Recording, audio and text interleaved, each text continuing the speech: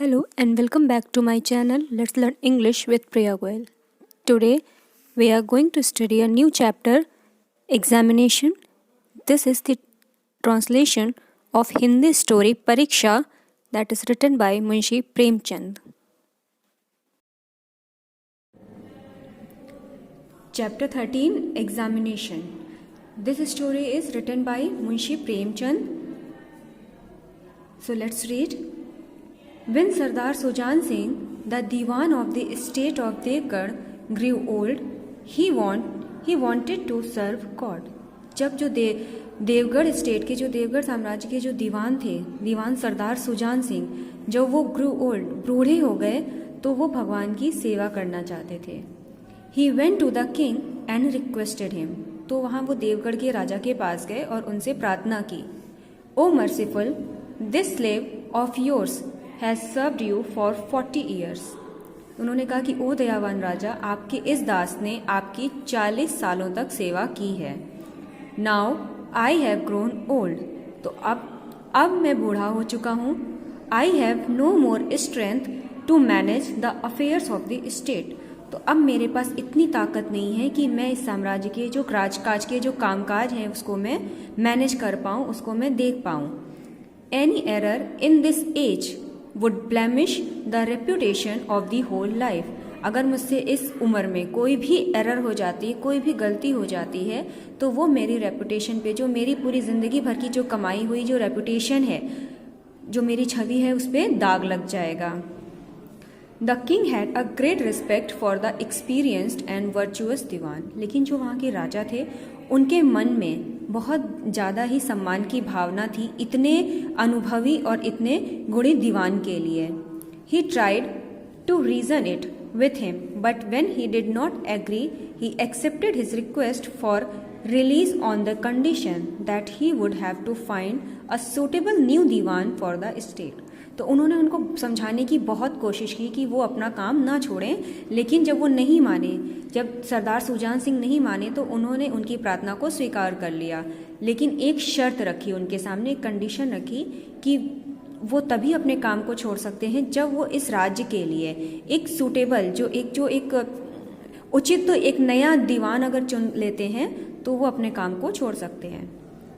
Next day the famous newspapers of the country carried an advertisement that an able Dewan was wanted for the state of Devgarh. तो दूसरे ही दिन क्या हुआ, जो वहाँ के उस राज्य के देवगढ़ के जितने भी फेमस प्रसिद्ध समाचार पत्र थे शहर के, सब में एक एडवर्टीजमेंट जो था, एक विज्ञापन छपवा दिया गया, जिसमें कि विज्ञापन में था कि देवगढ़ स्टेट के लिए, देवगढ़ राज्य के लिए एक दीवान की ज़रूरत है. The gentlemen who might consider themselves suitable for the post could present themselves in the service of the present Dewan Sardar Sujan Singh. और जो भी सज्जन व्यक्ति जो अपने आप को इस पद के योग्य मानते हों, वो अपने आप को सरदार सुजान सिंह, जो कि वर्तमान में दीवान है, सरदार सुजान सिंह के समक्ष उनकी सेवा में प्रस्तुत हों. It was not necessary for the candidates to be graduate but it is necessary to be healthy. उसके पोस्ट के लिए, दीवान की पोस्ट के लिए ये आवश्यक नहीं था कि कैंडिडेट्स जो हैं, जो भी उम्मीदवार हैं, वो ग्रेजुएट हों, उनके पास डिग्री हो, लेकिन it is necessary to be healthy, लेकिन उनका स्वस्थ होना बहुत ही आवश्यक था. The candidates would be tested for a period of 1 month for their conduct and thought. जो भी उम्मीदवार आएंगे उनको 1 महीने के लिए, 1 महीने तक उनका टेस्ट किया जाएगा, उनकी परीक्षा ली जाएगी कि उनका कंडक्ट और थॉट क्या है, उनके आचार और विचार कैसे हैं. Their lodging and boarding would be taken care of. उनकी जितनी भी लॉजिंग है, जितने भी सामान हैं, जितनी भी चीज़ें होंगी, सबकी उनकी देखभाल की जाएगी. Duty and not education would be the parameter of selection. तो उनकी एजुकेशन के आधार पर नहीं, उनकी शिक्षा के आधार पर नहीं, बल्कि उनके कार्यों के आधार पर उनका सिलेक्शन, उनका चुनाव किया जाएगा. The gentlemen who passes the examination would occupy this high post. और जो भी सज्जन व्यक्ति इस परीक्षा को पास करेगा वही इस उच्च पद के लिए को ग्रहण करेगा. This advertisement sent a wave of turmoil in the whole country. Such a high post and no restrictions. It was only a matter of luck. तो ये जो एडवर्टीजमेंट छपा, जब विज्ञापन छपा, तो पूरे शहर, पूरे देश में एक लहर सी मच गई कि इतना ऊंचा पद है और कोई भी रिस्ट्रिक्शन नहीं है, कोई भी बंधन नहीं है, तो ये तो केवल एक चांस की बात है, ये तो एक भाग्य की बात होती है कि इतने बड़े पोस्ट के लिए कोई भी बंधन नहीं है। Hundreds of mens assembled to test their fortune. तो सैकड़ों लोग क्या होने आने लगे अपने भाग्य को आजमाने के लिए। Many new and colourful man could now be seen in Devgarh. तो अब देवगढ़ में बहुत सारे नए नए और एकदम रंग बिरंगे आदमी, मीन्स रंग बिरंगी वेशभूषाओं में लोग दिखने लगे थे देवगढ़ में। Hordes of candidates got down from each train that arrived there. और जो कैंडिडेट्स होते थे, उम्मीदवारों की पूरी जो होर्ड्स होती थी, पूरी भीड़ जो होती थी, वो हर ट्रेन से नीचे उतरती थी। जब भी कोई भी ट्रेन आती थी तो उसमें उस दीवान के पोस्ट के लिए बहुत सारे उम्मीदवारों की भीड़ उतरती थी। Someone came from Punjab, someone from Madras, someone were the lover of the latest fashion and someone was the devotee of old simplicity.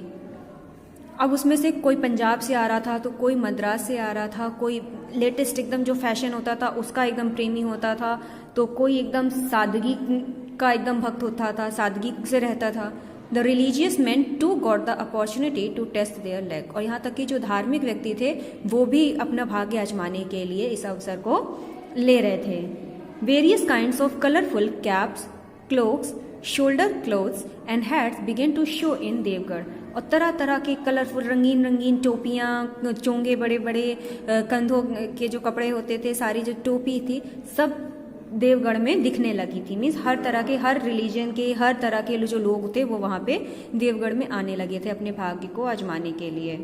But the graduates were in the largest number. लेकिन जो ग्रेजुएट होते थे, जिनके पास एजुकेशन की जो degree होती थी, वो सबसे ज़्यादा मात्रा में होते थे।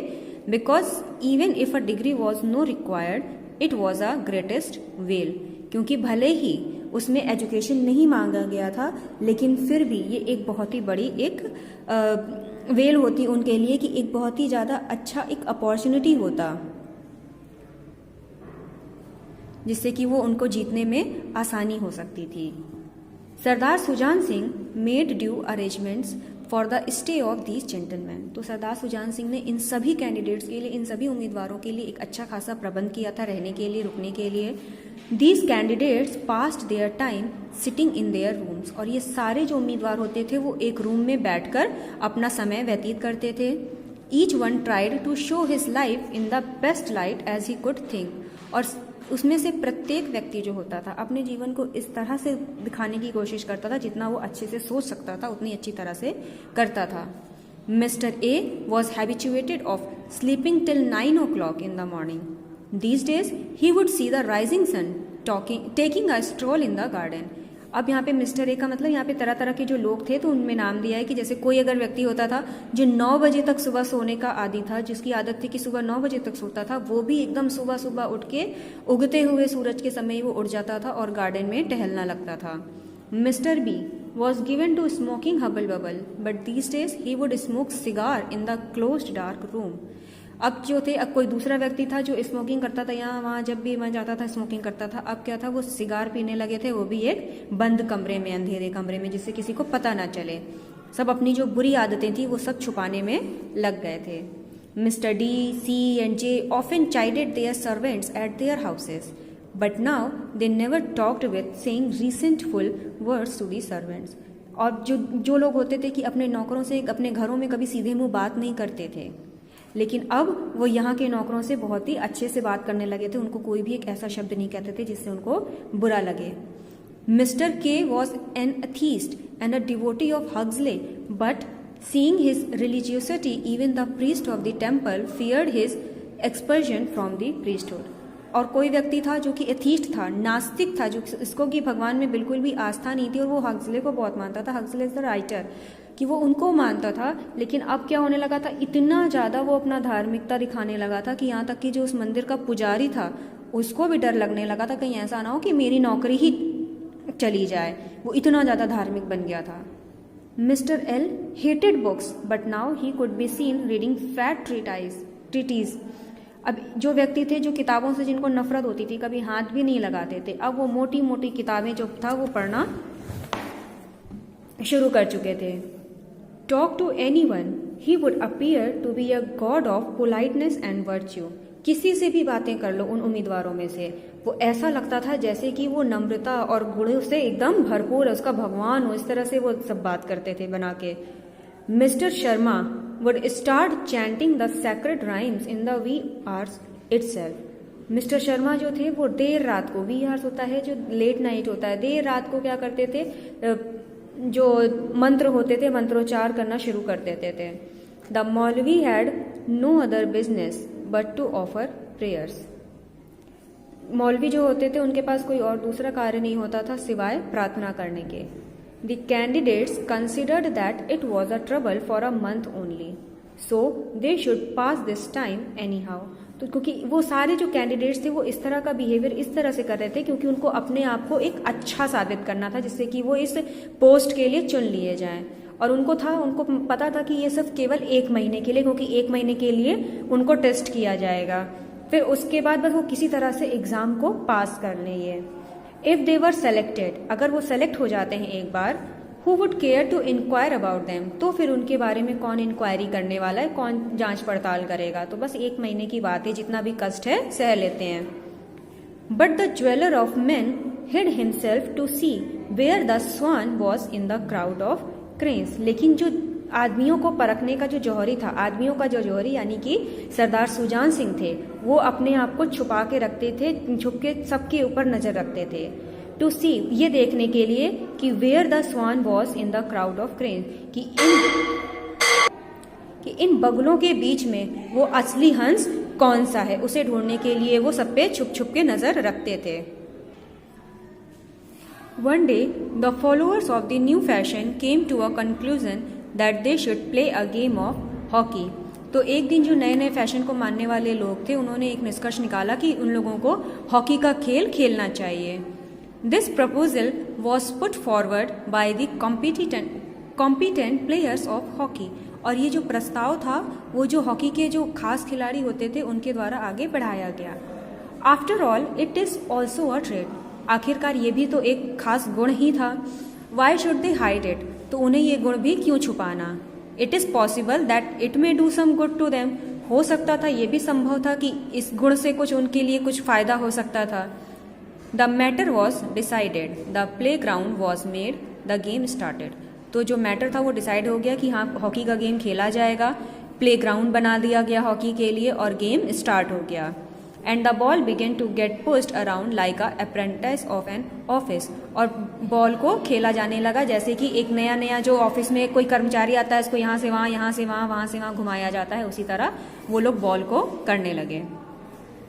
This game was a novel thing for the state of Devgarh. जो हॉकी का खेल था वो देवगढ़ राज्य के लिए एक बहुत ही नोवेल थिंग थी। नोवेल होता है समथिंग न्यू, कोई नई चीज होती है, तो ये हॉकी का गेम जो था वो बहुत ही नया था। The educated gentlemen liked to play serious games of chess or playing cards. जो पढ़े लिखे सज्जन व्यक्ति होते थे वो लोग या तो चेस खेलना, शतरंज खेलना पसंद करते थे या फिर ताश खेलना पसंद करते थे। The games that required running and jumping around were considered to be the games of the children. तो ऐसा खेल जिसमें दौड़ना भागना हो, कूदना हो चारों तरफ, तो वो ऐसा उनके लिए एक बच्चों का खेल माना जाता था, जिसमें दौड़ भाग करनी हो, उछलना कूदना हो। The game continued with a great vigour. तो बहुत ही उत्साह के साथ जो गेम था, जो खेल था वो कंटिन्यू था, खेला जा रहा था। When the attacking team carried the ball at a great speed, it appeared as if a rising wave was making its way. तो जो अटैकिंग टीम होती थी, जो आक्रमणकारी जो उसमें जो टीम होती थी, जब वो बॉल को कैरी करती थी तो इतनी तेज स्पीड होती थी जैसे कि कोई लहर हो, उठती हुई लहर हो, वो अपना रास्ता खुद बना रही हो। But the players of the opposite side obstructed this rising wave like a wall made of iron. लेकिन जो प्लेयर्स अपोजिट टीम के होते थे हॉकी में, वो उसको इस तरह से रोक लेते थे, इस राइजिंग वेव को, इस उठती हुई लहर को, जैसे कि वहां पे एक लोहे की दीवार बना दी गई हो, इस तरह से उनकी बॉल को वो लोग रोक लेते थे। मीन्स गेम जो था वो अपने फुल विगोर पे था, अपने पूरे चरम सीमा पे था वो। This fun continued until evening. और ये जो हॉकी का गेम था वो तब तक चलता रहा जब तक कि शाम नहीं हो गई। The players were fully drenched in sweat. तो जो खिलाड़ी थे वो पूरा पसीने से एकदम तरबतर हो गए थे, भीग गए थे।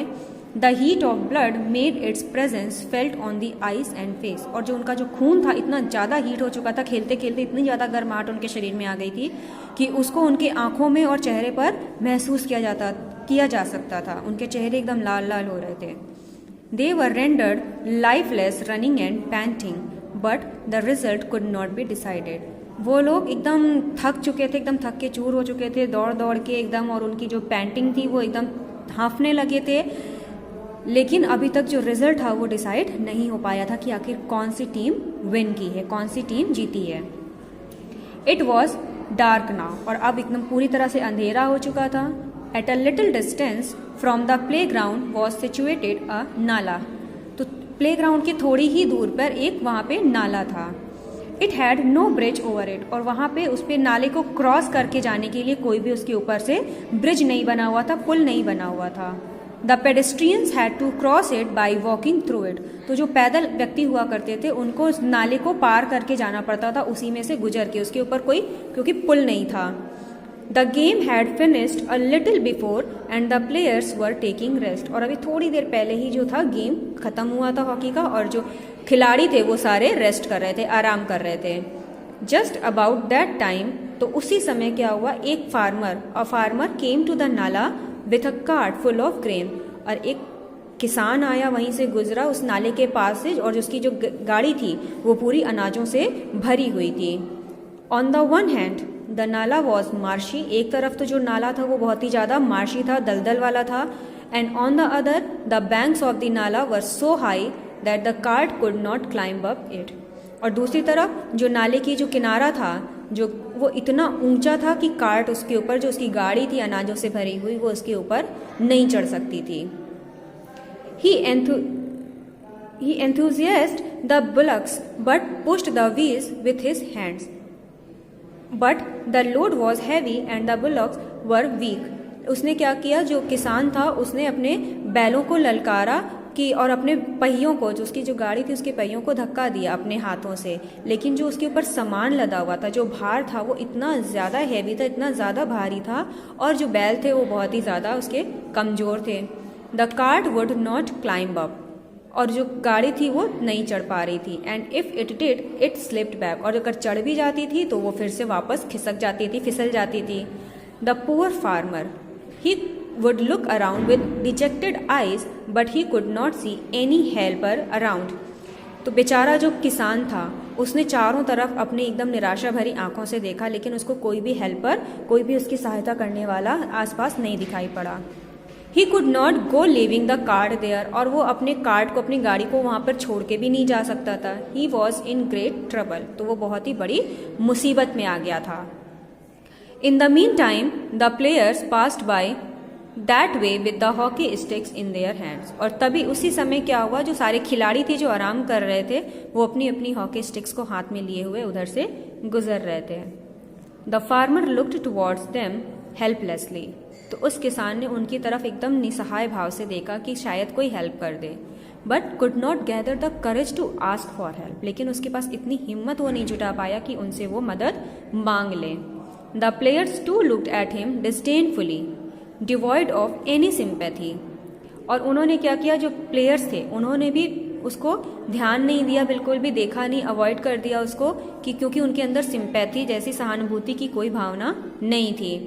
There was not an idea of kindness and affection, क्योंकि उनके अंदर काइंडनेस, दयालु और प्यार की कोई भी भावना उनके अंदर नहीं थी किसी के लिए।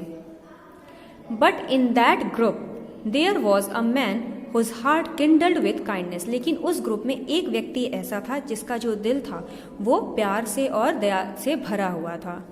He had hurt himself in the leg while playing the game of hockey। और उसने खुद को हॉकी का गेम खेलते समय अपने आप को अपने पैर में चोट लगा ली थी। He walked limping that way। तो वो वहाँ से लड़खड़ाते हुए चला आ रहा था।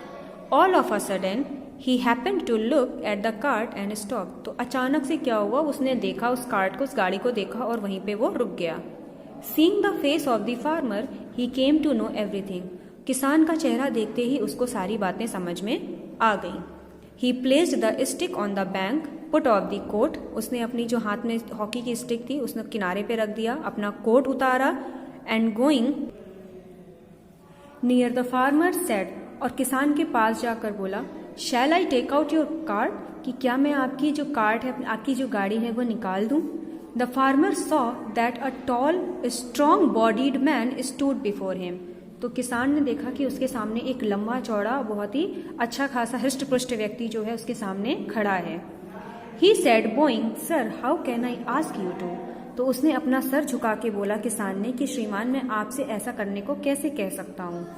The youth said, it appears that you have been stuck here for quite some time, well mount the cart and train the bullocks, I shall push the wheels and the cart would be on the bank in no time. तो उस नौजवान ने कहा कि ऐसा लग रहा है कि आप काफी देर से यहाँ पे फंस गए हैं, तो ऐसा कीजिए आप कार्ट की गाड़ी के ऊपर बैठिए और अपने बुलक को ट्रेन कीजिए, मीन्स उनको थोड़ा सा ललकारिए, थोड़ा सा कि वो आगे बढ़े। आई शैल पुश द व्हील्स, और मैं पहियों को धक्का देता हूँ जिससे कि गाड़ी जो है आपकी बहुत ही थोड़े समय में जल्दी से बैंक पे आ जाएगी, किनारे पर आ जाएगी।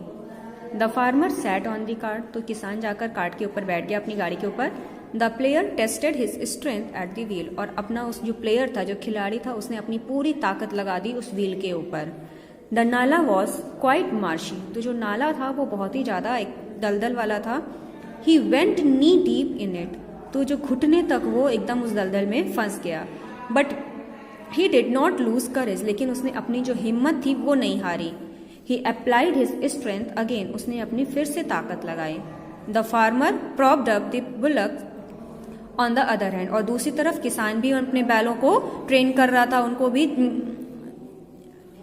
मोटिवेट कर रहा था कि वो आगे बढ़े। The bullocks got the support, तो जब बैलों को सपोर्ट मिला, सहारा मिला पीछे से, तो attempt was made and he as he push the cart lowering the shoulders, the cart made to the top of the bank, और चूंकि पीछे से भी वो कोशिश कर रहा था, तो जैसे ही वो कार्ट को उसने अपने शोल्डर पे उठाया, अपनी गाड़ी जो कार्ट थी, जो गाड़ी थी, उसको अपने कंधों की सहायता से जब धक्का दिया, तो कार्ट जो थी, जो उसकी गाड़ी थी, वो किनारे पर आ गई। The farmer folded his hand before the youth, तो किसान ने उस यूथ के सामने, उस नौजवान के सामने हाथ जोड़ा और कहा, sir you have helped me a great deal, I would have to sit here for the whole night. तो उसने कहा, श्रीमान अगर आपने मेरी बहुत बड़ी मदद की है, अगर आपने ऐसा नहीं किया होता तो मुझे सारी रात यहीं पर बैठे रहना पड़ता। द यूथ सेड लाफिंग, तो उस नौजवान ने हंसते हुए कहा, are you going to reward me for this, तो क्या आप मुझे, उसने हंसते हुए कहा, उसकी किसान की बातों पर हंसी आ गई, तो उसने कहा क्या तो इसके लिए आप मुझे कोई पुरस्कार देंगे। द फार्मर सेड सीरियसली, तो उस किसान ने बहुत ही गंभीरता से कहा, God willing you will become the Dewan, अगर भगवान ने चाहा तो तुम इस राज के दीवान बन जाओगे।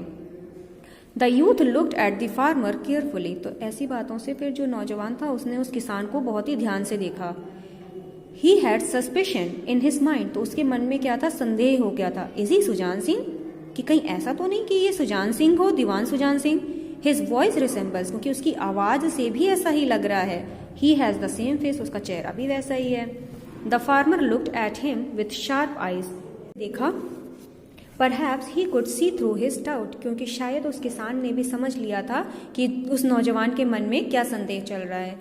ही said smiling, one gets pearl going only on going down the depth, तो उन्होंने केवल हंसते मुस्कुराते हुए इतना ही कहा कि जब पानी की गहराई में ही जाकर किसी को मोती मिलती है।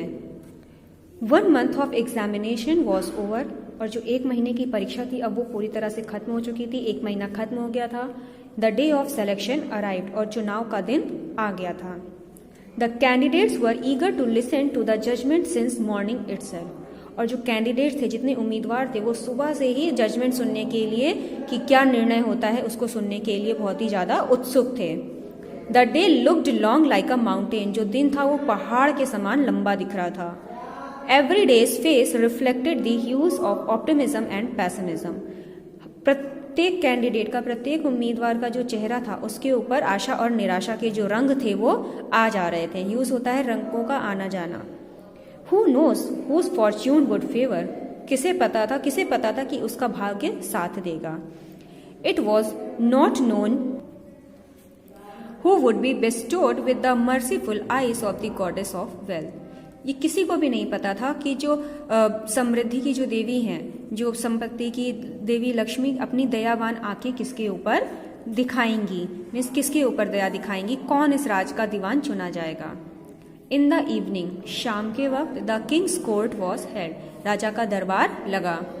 The rich people of the state employees, the court officials and the group of candidates all in the their colourful clothes arrived at the court.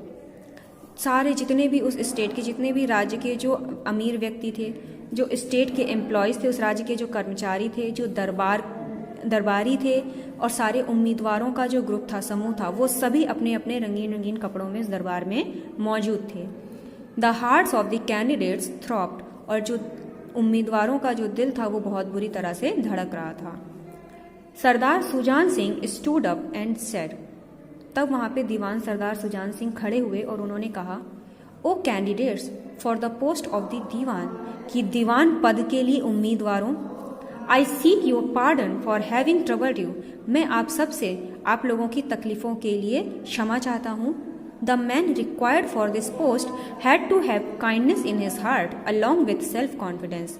इस पोस्ट के लिए, इस पद के लिए जो रिक्वायरमेंट थी, एक ऐसा व्यक्ति रिक्वायर था, एक ऐसा व्यक्ति चाहिए था जिसके दिल में दया हो और साथ ही साथ सेल्फ कॉन्फिडेंस भी हो, उसके अंदर आत्मविश्वास हो।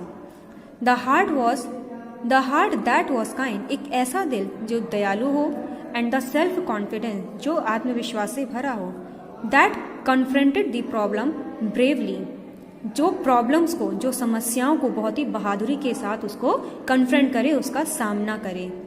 The state is fortunate that we have got such a person, और ये राज्य बहुत ही भाग्यशाली है कि उसे एक ऐसा व्यक्ति मिल गया है। There is hardly any person in the whole world with such trades, और इस पूरी दुनिया में, इस पूरे संसार में बहुत ही मुश्किल से ऐसे व्यक्ति मिलते हैं जिनके अंदर ऐसे गुण हो। And the people who are there, और जो व्यक्ति ऐसे हैं, they all awed in the high peak of fame and honour, तो वो ऑलरेडी एकदम समृद्धि और सम्मान के शिखर पर वो ऑलरेडी आसीन हैं। We can not reach them, उन तक हम पहुंच नहीं सकते। I congratulate the state for having got a dewan like Pandit Janaki Nath, तो फिर फाइनली उन्होंने डिक्लेयर कर दिया कि मैं अपने इस राज्य को, देवगढ़ राज्य के जो दीवान है, उस नए दीवान को कॉन्ग्रेचुलेट करता हूँ, उनको मैं शुभकामनाएं देता हूँ कि उसको, एक राज्य को हमारा नया दीवान मिल गया है जो कि पंडित जानकी नाथ है। The employees of the state and the rich man looked towards Janaki Nath, तो जितने भी वहाँ के राज्य के जो एम्प्लॉयज थे, जो कर्मचारी थे और जो रिच मैन थे, सभी ने जानकी नाथ की तरफ देखा। The eyes of the candidates too looked at him, जो आंखें थी बाकी उम्मीदवारों की, उन्होंने भी जानकी नाथ को देखा।